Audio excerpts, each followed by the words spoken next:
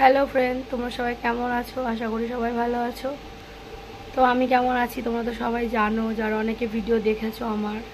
তো আমি এখন একটু ভালো আছি, একটু বেশি ভালো নেই। তো আমার তো খুবই প্রবলেম হয়েছিল শরীরে 10 তারিখে। 10 তারিখে আমি ভোরবেলায় গান্ধী হসপিটালে ভর্তি হই, সেই ভিডিওটা তোমরা দেখেছো। আর অনেকে বলেছো ভিডিও কেন করেছো বা কিছু কেন, বোন করেছিল, তোমাদের সবাইকে জানিয়েছিল আমার কন্ডিশনটা কি। তো প্রচণ্ড শ্বাসকষ্ট হয়েছে।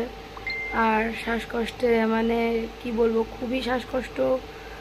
এমনই হয়েছিল যে এক মুহূর্তের জন্য মানে এমন টান উঠেছিল, এক মুহূর্তের জন্য ভেবেছিলাম মানে আমি আর মনে হয় বাঁচবো না, এরকম টাইপ। তো তারপর হসপিটালে আমাকে ভর্তি নিয়ে নিল আমার বোন, দিদি। আর আমি এখন স্নান করলাম। তো ভিডিওটা তো এই দুদিন তো মানে কিছু ভিডিও করতে পারিনি, আর কথা বলতে পারছি না যেহেতু ওষুধ চলছে আমার। আর আমাকে বুকের ইকো করতে দিয়েছে, ব্লাড টেস্ট করেছি। রক্তের পরিমাণটা অনেকটাই কম শরীরে, একটু রক্তের প্রবলেম আছে। আর ডাক্তার সেটা দেখবে, দিদি রিপোর্টটা দেখলো, আমিও দেখলাম, দেখলে তো বোঝা যায় না, হিমোগ্লোবিন সব লেখা আছে। তো ওষুধ খেয়েছি ওখানে। তো আমাকে সঙ্গে সঙ্গে মানে ভোর 5:30টায় ভর্তি হয়েছি। ভর্তি হওয়ার পরে গান্ধীতে প্রথমে আমাকে জওহরলালে বলছিলাম যে আমি জওহরলালে যাব না, কেন জওহরলালে অনেক পেশেন্ট তো। আর জওহরলালে ডাক্তার মানে হয়তো জানি না, হয়তো আমার মার দুর্ভাগ্যেই ওরম ডাক্তার পড়েছিল। কিন্তু গান্ধীতে গিয়ে আমার মনটা না অন্যরকম হয়ে গেছে। গান্ধী হসপিটালে গিয়ে আমি এত তুরন্ত ট্রিটমেন্ট পেয়েছি, তার জন্য হয়তো আমি ফিরে এসেছি। 9 ঘন্টা আমাকে ভর্তি রেখেছিল, তো পুরো দিনটাও ভর্তি রাখেনি। ভোর 6টার থেকে বিকাল আমি বাড়ি আসতে আসতে আমার 4টে বেজেছে। আর কি বলবো ফ্রেন্ড, তোমাদেরকে ভিডিওটা আমি জানাচ্ছি। আর আমার এতটাই কন্ডিশন খারাপ ছিল, আমি খুব কান্না করছিলাম, একটাই চিন্তা করছিলাম এই জগতে, একটাই চিন্তা হচ্ছিল আমার। তো আমার একটাই চিন্তা হচ্ছিল বন্ধুরা, তোমাদের কি বলবো, আমার আয়ুষের জন্য। কেন আমি এটুকুনি জানি যে আমার যদি কিছু হয়ে যায় তাহলে আমার ছেলেটার জীবনটা, মাহারা জীবন যে কি হয়, একটা সন্তানের যদি নিজের মা না থাকে না, মানে সে থেকে খারাপ পরিস্থিতি আর কিছু আসে না। তো আমি একটা কথাই বলবো, আমি গান্ধীতে তোমাদেরকে ঘটনাটা একটু বলছি, ভিডিওটা হয়তো একটু বড় হয়ে যাবে। তুরন্ত আমাকে ভর্তি নিল। ভর্তি নেওয়ার পরে আমাকে ভর্তি নেয়নি, আমাকে সঙ্গে সঙ্গে একটা সিস্টার ছিলেন, উনি আসলেন, আমার ইসিজি হলো, আমার ব্লাড নিয়ে মানে দেখলো যে কোনো অ্যাটাক হয়েছে কি না, সেটা হয়তো একটা দেখলো একটা এরকম একটা কিটের ওপরে। তো অত তো বুঝি না, সঙ্গে সঙ্গে ডাক্তার আসলো, বললো কি হলো, কি হয়েছে। আনলাম ডাক্তার, আমার বুকে কষ্ট হচ্ছে, নিঃশ্বাস নিতে পারছি না।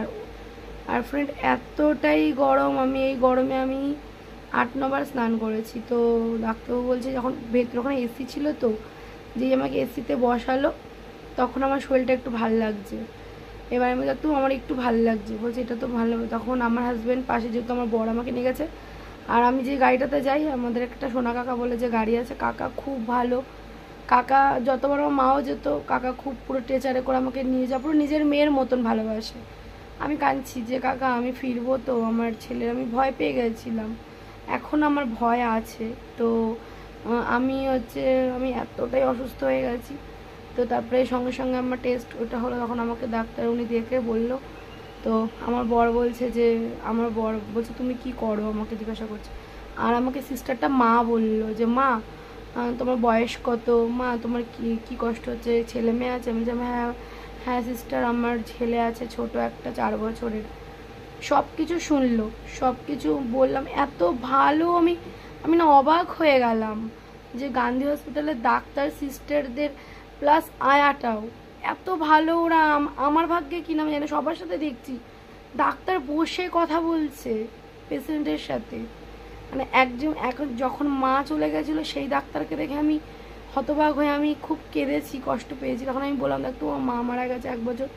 তারপর থেকেই বলছে হ্যাঁ পুরো মেন্টালি প্রেশার, আমার মেন্টালি প্রচুর স্ট্রেস হয়ে গেছে। আর হাজব্যান্ডের এই অবস্থা, সব বলেছি যে আমাদের অর্থনৈতিক এই প্রবলেম হয়েছে, সব হয়েছে। তো উনি সবটাই শুনলো। সব থেকে বড় কথা, উনি আমাকে একটা কথা বলছে আমি বলছি আমি কন্টেন্ট ক্রিয়েটার, ভিডিও। বলছে বাহ দারুণ। ডাক্তারবাবু আমাকে বলছে দারুণ। তখন আমার বর বলছে কি ও ডান্স করতে ভালোবাসে, ও কার থেকে ডিস্ট্রিকশন পাওয়া। বলছে দারুণ, বলছে আপনি এত ট্যালেন্ট নিয়ে আপনাকে আমি মরতে দিচ্ছি না। ডাক্তারবাবু বলছে আপনাকে অ্যাটলাস্ট আমি মরতে দিচ্ছি না।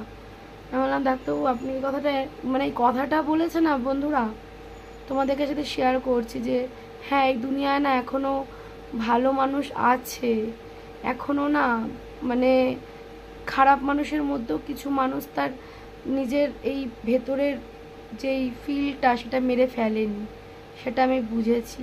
তো কালকে অবধি আমি কথা বলতে পারছিলাম না বলে আমি ভিডিও বানাইনি। আজকে আমি একটু স্বাভাবিক আছি, কিন্তু ওই যে ওষুধগুলো খাচ্ছি প্রচণ্ড ঘুম আসছে। যে রাতের বেলাটা আমি ছটফট করে ঘুমাতে পারছিলাম না, কি গরম কি আমি কিছু অনুভব করতে পারছি না। মানে যতক্ষণ আমি জেগে আছি আমি যখন বিছনায় শুয়েছি দুদিন ধরে মানে ফোনও ধরছি না। তো আমি তো রিলস বানাই তোমরা জানো, তো অনেকে আমাকে শুভেচ্ছা অনেকে আমাকে বলেছো ভালো স্বাগতা তুমি ভালো হয়ে যাবে, ফিরে ঠিক মতো হবে। তোমাদের সবার আশীর্বাদে হয়তো আমি একটু ভালো আছি। তোমরা দয়া করে আমাকে আশীর্বাদ করো। আর জীবনে আমি ডাক্তারবাবুকেও বললাম যে আমি খুব লড়ি, তো বলছে আপনি তো এত লড়েন, জীবনের লড়াইটা সবাই লড়তে পারে না। তো আমার কিছু তো ডিসব্যালেন্স হয়ে গেছে শরীরে, তো এটা এখন একটু ঠিক হবে, একটু সময় লাগবে। আমার আবার মানে শনিবারে ডাক্তার আছে, বৃহস্পতিবারে যিনি আমাকে দেখেছিলেন ওপরে ওনাকে আমি দেখাতে কেন পারবো না, কেন আমার যেহেতু বুকের ইকোটা হয়নি, বুকের ইকোটা আমার কালকে হবে, তো এর জন্যই পারিনি। আর তোমাদেরকে একটা কথাই বলবো বন্ধুরা, যে সত্যি আমি খুব হেল্পলেস হয়ে গেছি। তো একটাই আমার কথা যে হয়তো প্রচণ্ড স্ট্রেস, আর এখন ওষুধ তো খাই না সেভাবে, ওষুধ খেয়ে একটু ঘোর লাগছে। আর ওষুধটা খেয়ে আমার মনে হচ্ছে কোথাও যেন আমার স্ট্রেসটা একটু কম কম লাগছে। তো আমি তাড়াতাড়ি ফিরবো তোমাদের সবার ভালোবাসাতে।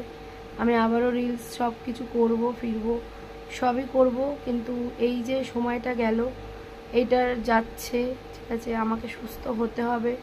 আমার কিছু ডিসব্যালেন্স হয়ে গেছে, সেগুলো আমারও অনেক গাফিলতি ছিল, আমি ঠিকমতো খাওয়া দাওয়া করি না, ঠিকমতো কিছু করিনি, তার জন্য হয়েছে। তো যাই বলো, মা চলে যাওয়ার পরই এটা আরও বেশি হয়েছে, সবই বুঝতে পেরেছি। আর ডাক্তারবাবু আমাকে একটা কথাই বলেছে যে জীবনে সংগ্রাম থাকবেই, কিন্তু তার সঙ্গে নিজেকে হেরে গেলে হবে না। আর সত্যি কথা বলতে আমার বরের পরিস্থিতির জন্যই আজকে আমি হয়তো বেশি স্ট্রেস নিয়েছি। তো আমার বাবা ওই কথাটা বলছে যে তোর আজকে কি পরিণতি। আমার সত্যি বিয়ের পরেই পরিণতিটা বেশি হয়েছে। বিয়ের আগে আমি একবার অসুস্থ ছিলাম, কিন্তু আমার মা বাবা আমাকে, মিথ্যা কথা বলবো না, আমাকে অনেক টাকা দিয়ে অনেক ভালোবাসা দিয়ে আমাকে বাঁচিয়ে এনেছে। কিন্তু বিয়ের পর থেকে আমি সংগ্রাম করেই যাচ্ছি। ওই যে লকডাউন, ওই যে আয়ুষ হওয়ার পরে, ওই যে আমার বরের দুবার করে ব্যবসায় ধাক্কা, একটা কথা বলো, মানসিক তো একটা অশান্তি হয় ভেতরে। তারপরে কিছু মানুষ আছে তাদের টোন টিটকারি, কিছু মানুষের ক্ষোভের মুখে, আমি সবাইকে ভালোবাসি, আমার যা আছে কথা বলি, কিন্তু মানুষের মধ্যে প্রচুর হিংসা, সেগুলো ফেস করতে হচ্ছে, ঠিক আছে। আমি ভিডিওটা করি সেটা নিয়েও কিন্তু অনেক অনেক সংগ্রাম করতে হয় আমাকে। তাই তোমাদের সাথে এই ভিডিওটা শেয়ার করলাম। এখন একটু ভালো আছি, তোমরা পেয়ে করো যেন আমি খুব তাড়াতাড়ি ভালো হয়ে আবার ব্লগ বানাই, তোমাদের সাথে ভালোভাবে আমি আবার ফিরি, সেটাই বলো। তো এখানে ভিডিওটা শেষ করলাম, আর তোমরা সবাই ভালো থেকো। আর আজকে জামাই ষষ্ঠী, আমার দিদি বোন রান্না করেছে, আমি সেরকম কিচ্ছু খাইনি, এই কটা একটু ভাত খেয়ে ওষুধ খেয়েছি। আর আমার মুখে কোনো স্বাদ নেই, যেহেতু আমাকে যে গ্যাস দিয়েছিল তার জন্য আমার মুখে পুরো তিতা হয়ে গেছে। আর মুখে মানে কিছু খাচ্ছি মনে হচ্ছে কি মাটি খাচ্ছি, মানে কোনো টেস্ট নেই। এখন আমি স্নান করলাম, আমি আজকে 3 বার স্নান করেছি, সকালবেলা করেছি 2 বার, এখন করলাম। ভিডিওটা আমি এখনই পোস্ট করে দেবো আর একটু পরেই। তো চলো সবাই ভালো থেকো, সুস্থ থেকো, আর পে করো যেন আমি তোমাদের স্বাগতা যেন তাড়াতাড়ি ভালো হয়ে ফিরে আসতে। কারণ আমার মনে সত্যিই বলছি ফ্রেন্ড, কোনো পাপ নেই, কোনো দ্বিধা নেই, আমি খুব সংগ্রামী, আর আমি যেন সংগ্রাম করেই চলতে পারি। চলো টাটা।